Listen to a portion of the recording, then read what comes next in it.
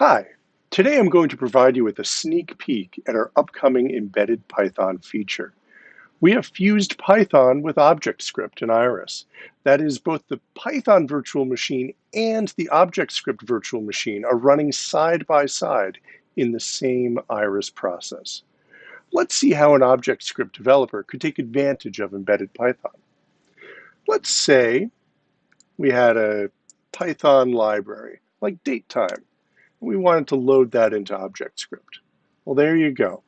You have %sys.python has a new import function called date, and you give it the name of a package to install, and it loads it up.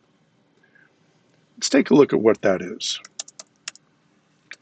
That is, it's an object of %sys.python. In Python, everything is an object. In ObjectScript, you'll see that as %sys.python. But then you can see inside of it of what it is. In this case, it's a module of datetime. So let's call some methods on that, shall we?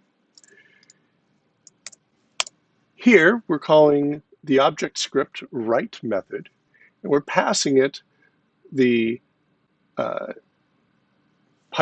datetime library, and we're calling the date object in there, which has a static function called today, which returns a new date object representing, of course, today.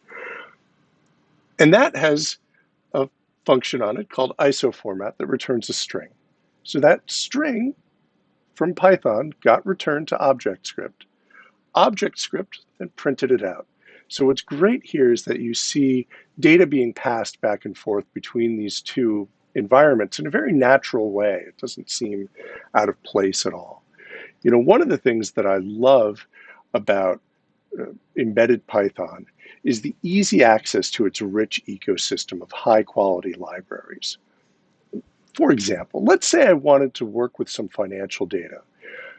In Python, I can easily import the Y Finance library that will pull data down from Yahoo Finance. In ObjectScript, there probably isn't a library already out there that does this. So you'd have to go to the Yahoo Finance web page, learn its API, write a client library in ObjectScript.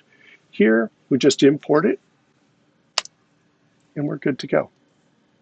So let's download a little bit of data, maybe some Apple stock tickers from, I don't know, earlier this year.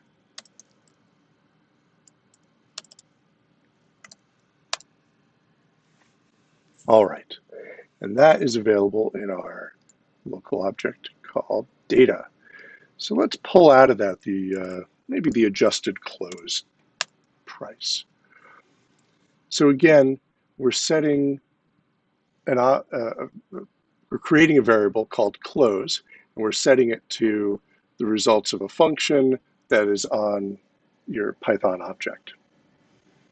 So let's take a closer look at that, shall we? Let's write close.size. So it's 167 rows that I pulled down, and let's take a look at it, shall we?